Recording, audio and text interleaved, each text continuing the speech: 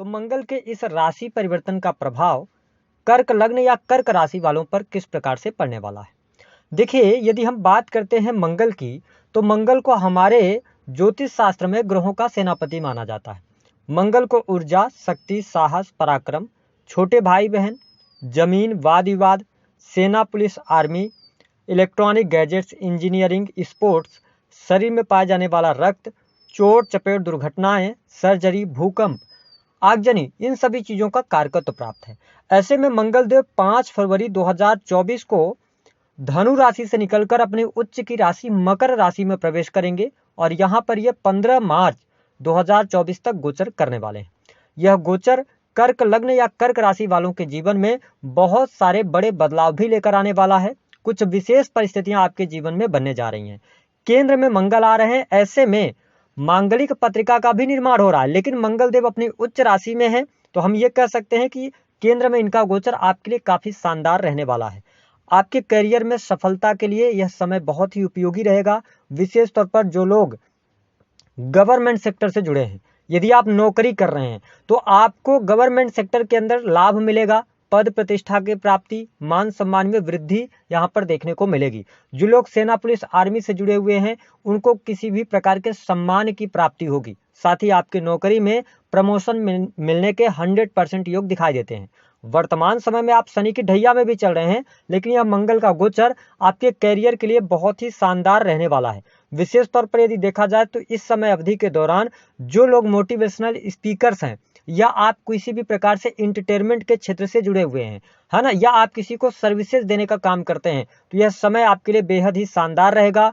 जो लोग नई नौकरी की तलाश कर रहे हैं, विशेष तौर पर जो फील्ड हमने बताया, सेना, पुलिस, आर्मी हो गया, है ना, मेडिकल लाइन हो गया, इंजीनियरिंग का क्षेत्र हो गया, तो इन क्षेत्रों में आपको बहुत अच्छी सफलता प्राप्त होगी। अगर कोई कॉम्पिटिटिव एग्जाम है इस टाइम फ्रेम के दौरान, तो आपको लाभ प्राप्त होगा। आपकी पढ़ाई लिखाई इस दौरान बहुत ही अच्छी रहेगी। अब देखेंगे मंगल देव की जो चौथी दृष्टि है वह आपके 10th हाउस पर पड़ रही है। इसका मतलब है कि यह जो गोचर हो रहा है, इस गोचर की समय अवधि के दौरान आप पूर्ण रूप से अपने करियर के प्रति बिल्कुल आप फोकस होकर काम करेंगे, करियर को ही सर्वोपरि रखेंगे, तो ये स्थिति आपके लिए बेहतर है। साथ ही यदि देखा जाए तो आपके लगन पर भी इनकी दृष्टि है और साथ ही राहु की भी दृष्टि आपके लगन पर पड़ रही है, जिसके परिणाम स्वरूप यह समय थोड़ा सा आपके पर्सनल लाइफ के लिए अच्छा नहीं रहेगा। विशेष तौर पर आपको इस टाइम पीरियड के दौरान कोई अनजाना सा भय परेशान करेगा, या शत्रुओं का अनजाना सा भय परेशान कर सकता है आपको। साथ ही मूड स्विंग की प्रॉब्लम रहेगी, थोड़ा सा तनाव, टेंशन में आपका ये समय जाएगा, है ना। और यदि आप वाहन वगैरह चलाते हैं, थोड़ा सावधानी पूर्वक चलाइएगा। अगर पहले से आपको ब्लड से रिलेटेड इशू है, बीपी वगैरह की समस्या है, तो अपना चेकअप वगैरह करवा लीजिएगा। हेल्थ वाइज मैं बहुत अच्छा नहीं मान रहा हूँ। इसके अतिरिक्त मंगल देव की जो 8वीं दृष्टि है वो आपके सेकंड हाउस पर पड़ने की वजह से घर परिवार में संपत्ति लेने का योग बनता है।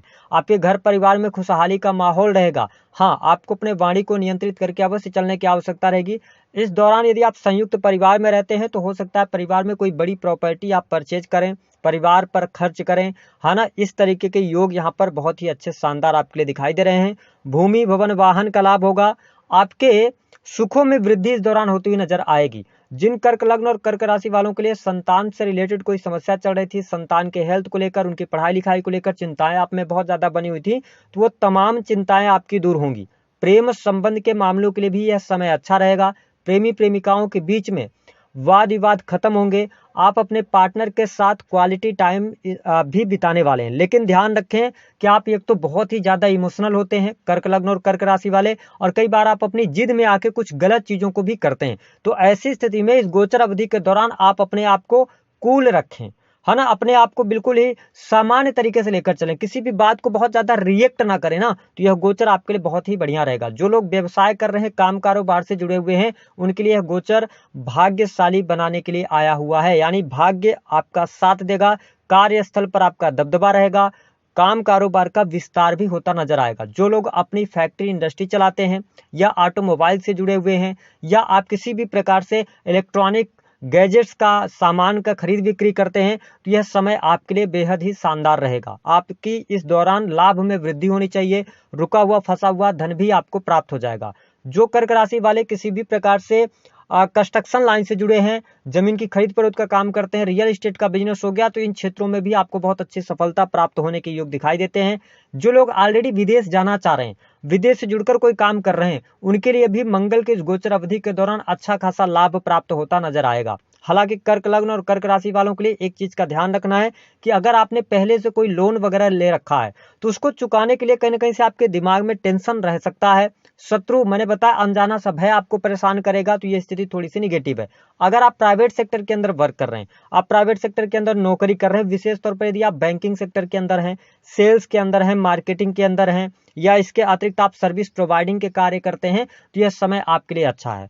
इस समय अवधि के दौरान धार्मिक क्रियाकलापों के प्रति आपकी रुचि जागृत होगी, आप धार्मिक यात्रा करने वाले हैं, यह स्थिति भी बहुत ही बेटर रहने वाली है। अब देखिए, मंगल देव 7वें भाव में उच्च के हो रहे हैं, ठीक है, और आपके लिए अगर हम बात करें तो शनि की ढैया भी चल रही है, तो यह समय अवधि थोड़ा सा अपने दाम्पत्य जीवन पर ध्यान रखने की आवश्यकता यहाँ पर रहेगी। कहीं ना कहीं से मैरिटल लाइफ में वाद विवाद की स्थितियां बढ़ सकती हैं, ज्यादा वाद विवाद हो सकते हैं, पति पत्नी के बीच में अलगाव जैसी स्थितियां बन सकती हैं, क्योंकि आपके सप्तमेश जो बनते हैं शनिदेव, वो अष्टम भाव में भले ही अपनी राशि में बैठे हों, लेकिन कहीं ना कहीं से ये पीड़ित है, और मंगल यहाँ पर आके आग डालने का काम करेंगे। तो इस बात का आपको ध्यान रखना है कि अपने पर्सनल लाइफ के अंदर, विशेष तौर पर मैरिटल लाइफ के अंदर थोड़ा सा ध्यान देकर चलिएगा।